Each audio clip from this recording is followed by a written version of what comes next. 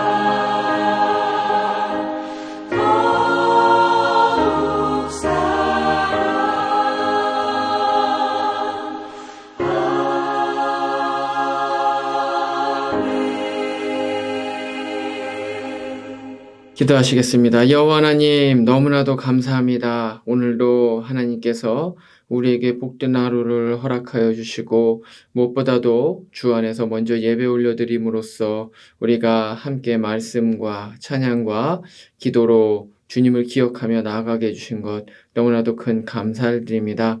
하나님, 이 시간이 얼마나 귀한 시간인지요. 새벽 미명에 우리가 눈을 뜨고 주님 앞에 나아가는 것이 진실로 나의 삶 가운데 너무나도 복이라는 사실을 우리가 알기 때문에 주님 앞에 나옵니다.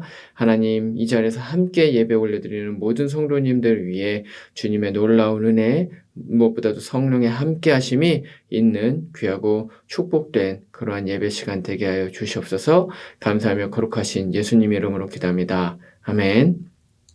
이제 우리에게 주신 하나님의 말씀 찾아보겠습니다. 빌립보서 1장 1절로 11절 말씀입니다. 제가 봉독해 올리겠습니다. 그리스도 예수의 종 바울과 디모데는 그리스도 예수 안에서 빌립보에 사는 모든 성도와 또한 감독들과 집사들에게 편지하노니 하나님 우리 아버지와 주 예수 그리스도로부터 은혜와 평강이 너희에게 있을지어다. 내가 너희를 생각할 때마다 나의 하나님께 감사하며 간구할 때마다 너희 무리를 위하여 기쁨으로 항상 간구함은 너희가 첫날부터 이제까지 복음을 위한 일에 참여하고 있기 때문이라. 너희 안에서 착한 일을 시작하신 이가 그리스도 예수의 날까지 이루실 줄을 우리는 확신하노라. 내가 너희 무리를 위하여 이와 같이 생각하는 것이 마땅하니 이는 너희가 내 마음에 있음이며 나의 매임과 복음을 변명함과 확정함에 너희가 다 나와 함께 은혜에 참여한 자가 됨이라. 내가 예수 그리스도의 심장으로 너희 무리를 얼마나 사모하는지 하나님이 내 증인이시니라. 내가 기도하노라. 너희 사랑을 지식과 모든 총명으로 점점 더 풍성하게 하사 너희로 지극히 선한 것을 분별하며 또 진실하여 허물 없이 그리스도의 날까지 이르고 예수 그리스도로 말미암아 의의 열매가 가득하여 하나님의 영광과 찬송이 되기를 원하노라. 아멘. 우리는 어제까지 이제 히브리서의 말씀을 이제 모두 다 묵상을 하고 오늘부터 새롭게 빌립보서의 말씀으로 함께 묵상을 해 나아가게 됩니다. 이 빌립보서는 그 별명이 있는데 그 별명은 이 기쁨의 서신이라는 것입니다. 왜냐하면 이 빌립보서가 이 4장밖에 안 되는 짧은 서신임에도 불구하고 이 짧은 서신에 이 기쁨이라는 단어, 이 헬라어로는 하리오라고 하는데 이 하리오의 이 단어가 굉장히 여러 번 등장을 하기 때문에 그렇습니다. 또 뿐만 아니라 전체적인 서신의 분위기 자체가 상당히 기쁨으로 충만해져 있는 것을 이제 빌립보서를 읽어가면서 아마 느끼시게 될 것입니다. 오늘 말씀에서도 역시 마찬가지인데요. 방금 우리가 읽은 말씀처럼 이 바울의 첫 인사부터 굉장히 따뜻하고 긍정적인 이제 그러한 느낌을 우리가 받을 수가 있는 것이죠. 그래서 개인적으로는 이 본문을 이제 계속해서 여러 차례 읽으면서 제가 뭐 그 당시 직접 본 것은 아니지만 그럼에도 불구하고 이 바울이 이 서신을 쓰면서 얼마나 이 마음 가운데 이 기쁨과 또 감사가 흘러 넘쳤을까. 그리고 그것이 흘러 넘쳐서 이걸 쓰면서 얼굴 가운데 굉장히 이렇게 기쁨의 미소가 이제 딱 띄어졌을 것이다. 이제 이런 상상을 제가 해보게 되었습니다. 그런데 사실 이 기쁨은 오늘 말씀을 이제 기록했었던 사도 바울도 뿐만 아니라 모든 그리스도인들, 진정으로 예수님을 따르는 모든 그리스도인들에게 나타나는 가장 확실한 그런 현상 중에 하나가 바로 이 기쁨이라는 것입니다. 그래서 아마 함께 예배를 드리시는 성도님들도 경험을 해보셨으리라 생각이 들고 또 주변에 또 그런 복음으로 충만하신 분들의 삶을 보면서도 아마 느끼셨으리라고 생각이 드는데 그런 어떤 복음이 정말 충만해졌을 때 가장 먼저 일어나게 되는 것은 무엇입니까? 바로 기쁨이라는 것이죠. 물론 항상 그렇게 살지는 못합니다. 왜냐하면 이 세상은 여전히 죄악으로 가득 차 있는 세상이고요. 절망과 낙심이 있는 그런 세상입니다. 우리 역시도 연약하고 부족한 존재입니다. 그렇기 때문에 우리도 낙심과 절망에 빠질 때도 당연히 있는 것이죠.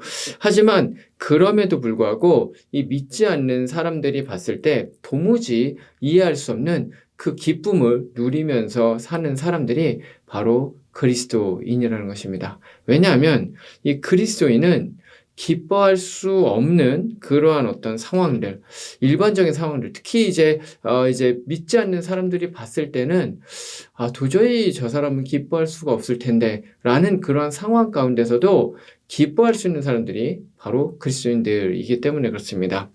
우리 사도 바울의 서신을 이제 여러 가지 서신을 보면 그것을 알 수가 있는데요. 예를 들면 고린도서 6장 10절 말씀에 보면 이 사도 바울이 이 그리스도인의 특징을 표현을 하면서 이렇게 이야기를 합니다. 근심하는 자 같으나 기뻐하고 가난한 자 같으나 많은 사람을 부유하게 하고 아무것도 없는 자 같으나 모든 것을 가진 자로다. 아멘. 분명히 근심이 넘쳐야 되는 그런 상황이라는 겁니다. 근데 얼굴에 수심이 가득하기는커녕 오히려 기쁨의 미소가 띄어지고 있다는 것이죠. 바울이 이렇게 그리스도인을 표현을 할 수 있었던 이유는 사실은 그 자신이 실제로 그와 같은 삶을 살았기 때문에 그렇습니다.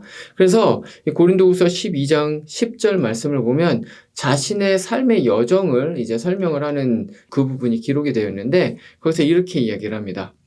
그러므로 내가 그리스도를 위하여 약한 것들과 능욕과 궁핍과 박해와 곤고를 기뻐하노니 이는 내가 약한 그때의 강함이라. 아멘. 이렇게 말하고 있습니다. 바른 선교 여행을 다니면서 굉장히 많은 고난과 박해와 조롱을 받았습니다. 복음을 전할 때마다 많은 사람들이 배척을 했습니다. 죽기 직전까지 돌로 때린 적도 있고요. 그리고 재판에 넘겨진 적도 여러 차례 있습니다. 많은 사람들이 복음을 듣자마자 험상궂은 얼굴로 사도 바울을 노려보았고요. 돌아오는 그러한 반응들이 모두 다 차가운 반응들이었습니다. 복음을 듣고 어떤 사람들은 헛소리라고 이야기를 하면서 어떤 사람들은 뭐 대단하지도 않은, 특히 그리스 철학에 비해서 결코 뭐 이렇게 무게감이 있지도 않고 뭔가 대단한 것 같지도 않은 그런 이야기들이라고 하면서 그냥 신발의 먼지를 털어버리고 돌아간 사람들이 굉장히 많았던 것이죠. 거절감, 모멸감, 차가운 반응들, 차가운 시선들, 이런 것들이 사도 바울이 일상적으로 겪는 것이었습니다. 그런데 이러한 가운데 사도 바울은 오히려 기쁘다고 그렇게 이야기를 합니다. 그리고 심지어 바울은 이 데살로니가전서 5장 16절에서 항상 기뻐하라라고 그렇게 이야기를 하고 있습니다. 근데 사실은 이것은 잘 생각해보면 말이 안 되는 이야기입니다. 왜냐하면 이 기쁨이라는 것은 어떤 마음의 상태, 감정 상태이기 때문에 그렇습니다. 이 감정 상태는 직관적인 것이라서 지성이나 의지로 컨트롤할 수 있는 성질의 것이 아닙니다. 그냥 감정입니다. 그냥 우리의 마음 가운데서 그냥 팝업되는 것이지 내가 그렇게 해야 되겠다라고 해서 될 수 있는 것이 아니라는 것이죠. 근데 그럼에도 불구하고 사도 바울은 이 데살로니가전서 5장 16절에서 명령형을 쓰고 있습니다. 기뻐하라 라고 이제 명령을 하고 있다는 것이죠.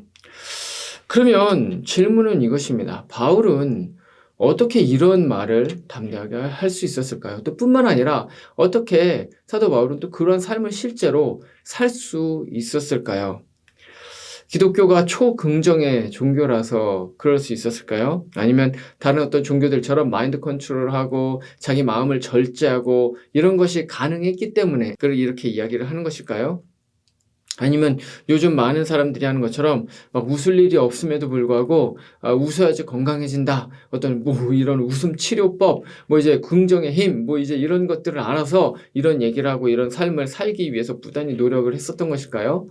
그런 것이 아닙니다. 사실 바울을 비롯해서 그리스도인들이 이렇게 기쁨 가운데 삶을 살 수 있는 이유는 기독교의 진리 안에는 사람의 상황과는 상관이 없이 끊임없이 기쁨을 누릴 수 있는 어떤 그런 불변하는 요소가 있기 때문에 가능한 것입니다. 그래서 바울은 신앙 안에서 가득한 그 기쁨의 원천을 결코 놓치지 말라라고 그렇게 당부를 하고 있는 것이죠.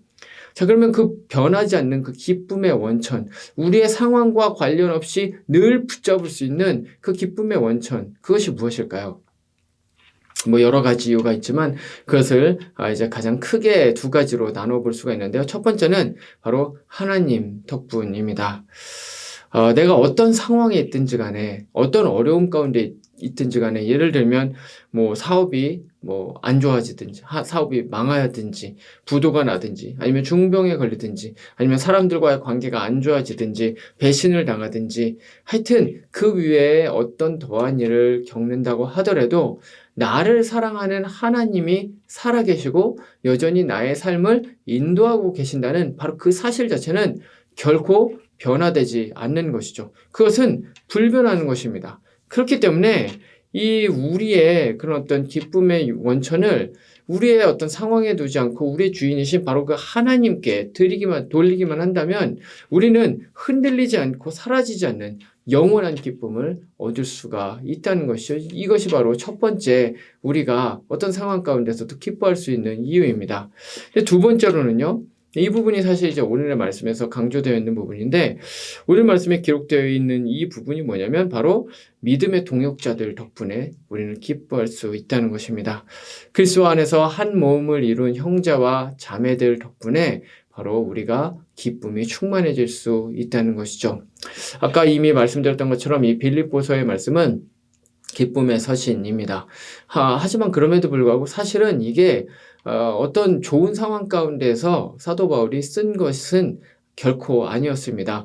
왜냐하면 지금 이 상황은 어떤 상황이었냐면 바울이 로마로 가서 재판을 받는 그러한 상황이었습니다. 그래서 이제 우리가 일반적으로 그 사도행전 28장 뒷부분에 나와 있는 바로 그 상황. 그래서 로마에 도착을 해서 거기서 이제 가이사 이제 황제에게 재판을 받아야 되는 그러한 상황, 가택연금이 되어 있는 상황이었습니다. 물론 이 감옥에 갇혀 있는 것은 아니고 가택연금이 되어 있는 상황이기 때문에 상황이 그렇게 막 최악은 아니었습니다. 하지만 그럼에도 불구하고 지금 재판이 진행되고 있는 상황입니다. 재판은 어떻습니까? 사람의 마음을 불안하게 만드는 것이죠. 낙심하게 만드는 것입니다. 결코 기뻐할 수 있는 그러한 요소가 없는 그러한 상황이었다는 것이죠. 그런데 그럼에도 불구하고 바울은 오늘의 편지를 시작을 하면서 인사를 하자마자 바로 마치 기다렸다는 듯이 막 급하게 자신의 그 기쁨과 그 소망에 대해서 이제 이야기를 하는데요. 그 이유가 뭐냐면 바로 5절 이하에 기록된 것처럼 바로 빌립보 교인들 덕분이라고 이제 그렇게 이야기를 합니다. 바울이 자신은 비록 빌립보를 떠나 있지만 빌립보 교인들이 신앙생활을 열심히 하고 있다는 사실을 이제 통해서 들었습니다. 사실 바울은 이제 개척자였습니다. 어떤 로컬 철치를 맡아서 하는 그런 어떤 지역교회 목사가 아니라 순회 선교사로서 이제 돌아다니게 된 것이죠. 그래서 복음을 한 군데에서 전하면 거기에 오래 있지 않았었습니다. 물론 1, 2년 정도 있었던 어떤 고린도 교회나 이제 에베소 교회가 있을 때는 거기 있을 때는 그 정도 이제 필요에 의해서 좀 오래 있었지만 그 이외에는 짧게는 몇 주에서 아니면 몇 달 정도 있으면서 복음을 전하고 또 다른 데로 가고 이제 그렇게 했었던 것이죠. 사실 빌립보 교회도 역시 마찬가지였습니다. 빌립보에서 복음을 전했지만 또 이제 다음 사역지를 위해서 복음을 전하러 이제 떠났습니다. 그렇기 때문에 얼마나 마음 가운데 걱정이 있었겠습니까? 내가 복음을 전했지만 그럼에도 불구하고 이 사람들이 믿음을 잘 뿌리내릴 수 있을까? 마음 가운데 노심초사가 없을 수가 없었던 것이죠.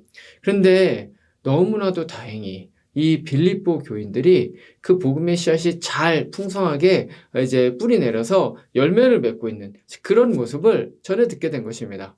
그러니까 이게 얼마나 대견하고 마음이 뿌듯하고 기쁜 일이었겠습니까? 바로 이 빌립보 교인들은 그들 자체로 바로 사도 바울의 삶의 열매였던 것이고요. 하나님의 살아계심을 증거하는 것이었습니다. 그런데 거기에서 멈추지 않고 더 나아가서 이제는 이 빌립보 교인들이 이 사도 바울의 선교를 이제 서포트하는 그러한 일들까지도 했었습니다. 그래서 빌립보 교회는 이제 바울이 어디 가서 선교를 하든지 간에 가장 큰 응원을 해주고 그리고 필요한 것이 있을 때 그것을 또 도움을 주는 그런 사람들이었습니다. 그리고 또 특히 바울이 힘들고 어려울 때도 역시 마찬가지였는데요. 특히 오늘의 말씀에 나와 있는 이 로마에서 재판을 받아야 되는 이러한 상황 가운데도 이 에바브로디도라는 이 한 사람을, 한 형제를 이제 보내서 이 사도 바울에게 또 뭔가를 이제 또 이렇게 충만하게 채워주는 이제 이런 일들을 했었던 것입니다. 만약에 이 어려운 상황 가운데 모든 사람들이 사도 바울에게 등을 돌렸다면 아마 아무리 바울이라고 할지라도 실망과 절망과 낙심이 마음 가운데 가득했을 것입니다. 하지만 예수 그리스도 안에서 한 형제, 한 자매된 이 빌립보 교인들이 이 사도 바울을 떠나지 않고 오히려 이 사도 바울을 응원을 하면서 옆에서 조력해주는 이러한 일들을 이제 했었던 것이죠. 이것은 무엇을 의미합니까? 하나님께서 바로 이 믿음의 동역자, 이 빌립보 교인들을 통해서 바로 사도 바울을 위로를 하시고 힘을 주셨다는 것입니다. 이것이 바로 바울이 빌립보 교인들을 통해서 기쁨이 충만했었던 그러한 이유입니다. 이 말씀은 오늘날을 살아가고 있는 우리들의 그런 어떤 신앙 그리고 우리의 교회를 다시 한번 돌아보게 만듭니다. 팬데믹을 지나게 되면서 이 교회 공동체 가운데 두드러지게 나타나는 두 가지 현상이 있는데요. 첫 번째로는 SBNR이라는 것입니다. Spiritual but not religious. 그래서 나는 예를 들면 예수를 믿지만 나는 신앙생활을 하지만 공동체에는 들어가지 않겠다. 나는 교회를 다니지는 않겠다. 이제 이렇게 얘기를 하는, 한국에서는 이른바 이제 가난한 성도라고 하는 그런 사람들이 굉장히 많이 늘어나고 있다는 것입니다. 이분들은 이제 온라인을 통해서 뭐 유튜브나 이런 어떤 라이브 그런 예배를 통해서 얼마든지 자신들이 예배를 드리고 또 혼자 또 책을 보면서 신앙서적을 보면서 신앙생활을 할 수 있기 때문에 더 이상 이제 교회 공동체에 자신은 나가고 싶지 않다라고 해서 교회를 나가지 않는 그런 사람들인 것이죠. 여러 가지 이유가 있습니다. 교회 공동체에서 어떤 분들은 또 상처를 받기도 했고요.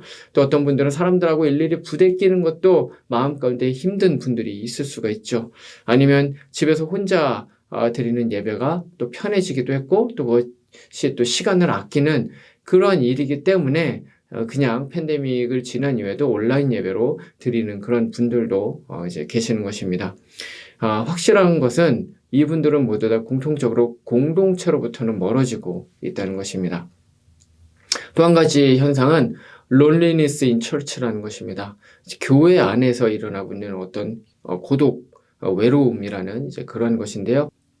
오늘날 한국 또 미국에서도 역시 마찬가지로 일어나고 있는 그러한 현상 중에 하나가 뭐냐면 혼자 살아가는 것입니다. 그래서 한국에서도 뭐 혼밥이라고 얘기를 하죠. 혼자 밥을 먹고 또 뭐 어떤 TV 프로도 뭐 혼자 살아가는 것들을 보여주면서 그것이 굉장히 아름답고 뭔가 굉장히 좀 세련돼 보이는 이제 그러한 식으로 이제 얘기를 하기도 하고요.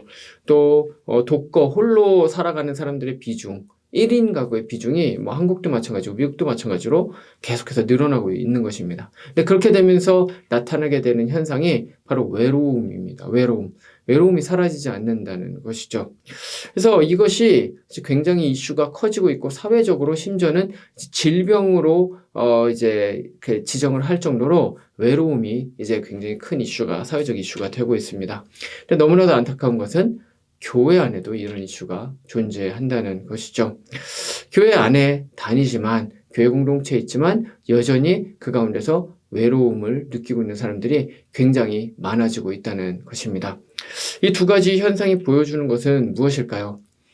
오늘날의 교회 공동체에 공동체성의 위기가 일어나고 있다는 것입니다. 공동체성이 굉장히 과거에 비해서 약화되고 있다는 것이죠. 그런 의미에서 오늘 이 말씀은 우리에게 시사하는 바가 너무나도 큽니다. 바울과 빌립보 교회는 사랑을 나누는 진정한 공동체였습니다. 바울이 성자라서 흠이 없는 사람이라서 그런 것이 아닙니다. 빌립보 교회가 완전한 교회라서 그런 것이 아닙니다. 바울도 흠이 있는 우리와 같은 사람이었고 빌립보 교회도 오늘날 우리의 교회와 똑같이 많은 문제들을 안고 있는 그러한 교회였습니다. 하지만 그렇게 불완전하고 연약함에도 불구하고 예수 안에서 한 몸을 이룬 형제이고 자매이기 때문에 그들은 서로 아플 때 서로 함께 아파했고 또 어려움을 함께 겪었고 함께 기쁨을 경험을 했었던 것입니다. 그렇기 때문에 이것은 무엇을 의미를 하는 것입니까? 교회는 공동체로 존재해야 된다는 것이죠. 교회에 있어서 공동체성을 뺄 수가 없다는 것입니다. 아무리 좋은 설교, 아무리 아름다운 찬양, 아무리 대단한 예배 형식, 의식 이 모든 것들이 있다고 하더라도 공동체성이 없으면 그것은 교회라고 말을 할 수가 없다는 것이죠. 그렇기 때문에 오늘날 우리는 공동체성을 회복해야 합니다.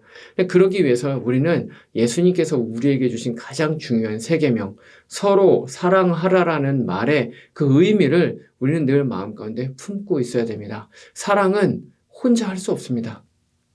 자기가 자기 스스로만 사랑을 하는 것은 그것은 이기적인 마음일 뿐이지 그것은 결코 사랑이라고 할 수가 없는 것이죠. 사랑은 공동체 안에서 이루어지는 것입니다. 그렇기 때문에 예수님께서도 우리에게 서로 사랑하라라는 그 말씀을 하신 것이죠. 비록 부대낄 때가 있습니다. 서로 상처를 줄 때가 있습니다. 의견이 맞지 않을 때도 있습니다. 하지만 그럼에도 불구하고 주님께서는 그 모든 우리의 연약함과 부족함과 불완전함을 아심에도 불구하고 교회를 세우실 때부터 공동체로 세워주셨다는 것이죠. 교회는 처음부터 공동체로 존재했었다는 사실을 잊지 마시기를 바랍니다. 그래서 그 공동체 안에서 진리와 사랑과 경험할 수 있게 되었고, 더 깊은 신앙이 되기 위해서는 결코 혼자 할 수 있는 것이 아니라 반드시 공동체 안에서 그것이 이루어지게 된다는 사실을 잊어서는 안 됩니다. 부대끼고 상처나고 힘들고 어렵지만 그 역시도 우리가 신앙의 여정 가운데서 겪어가야 되는 부분이고, 그것을 통해서도 우리는 신앙적으로 더욱더 깊은 크리스찬이 될 수 있다는 사실을 결코 잊지 마시기를 바랍니다. 말씀을 마치겠습니다. 바울은 기쁠 수 없는 상황 가운데서도 기쁨을 잃지 않을 수가 있었는데요. 오늘 말씀을 통해서 그 이유를 알 수 있었습니다. 그것은 무엇입니까? 바로 믿음의 동역자인 빌립보 교인들과의 사랑 때문에 가능했었습니다. 주님께서는 예수 그리스도 안에서 우리를 성령의 묶는 끈으로 하나로 묶어 주셨습니다. 그래서 우리는 그 안에서 기쁨을 누리게 됩니다. 그것이 바로 우리가 때로 힘들고 어렵고 부딪힌다고 하더라도 공동체 안에 존재해야 하는 이유입니다. 혹시 힘들고 어려운 마음으로 인해서 아니면 편안함에 안주하기 위해서 교회 공동체로부터 떠나 계신 분들이 계십니까?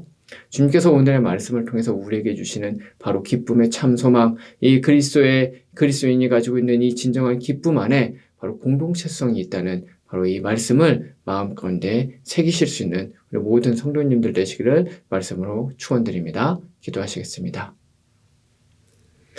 하나님 감사합니다. 그렇습니다. 사도 바울에게 아름다운 동역자들을 많이 주셔서 그가 선교 사역을 하면서 때로는 힘들고 때로는 어렵고 때로는 절망스러운 그러한 상황 가운데에도 동역자들로 인하여서 마음 가운데 기쁨과 힘이 샘솟을 수 있었던 것과 같이 오늘날 우리의 이 교회 현실 가운데서도 우리가 또한 공동체를 다시 한번 생각해 보게 됩니다. 때로는 우리의 부족함과 연약함으로 인해서 서로 상처를 입고 또 입히는 그러한 상황 가운데 있을지라도 여전히 우리가 공동체 안에서 서로를 사랑하며 기쁨이 충만하기를 소원합니다. 특별히 우리 ANC 교회 공동체 안에 많은 성도님들 계십니다. 서로가 서로를 정말 철을 단련시키는 것과 같이 날카롭게 하는 것처럼 우리가 공동체 안에서 더 깊은 신앙인이 되어가며 서로를 위로하며 함께 기뻐하며 함께 울어주며 나아가는 우리 공동체 될 수 있도록 주님 함께하여 주시옵소서. 이 시간에도 여러 가지 기도의 제목으로 나온 모든 성도님들 위해 하나님 아버지의 은혜가 충만하게 임하기를 소원하며 감사하며 예수님의 이름으로 기도합니다. 아멘. 이제 개인의 기도 제목으로 기도하시겠습니다.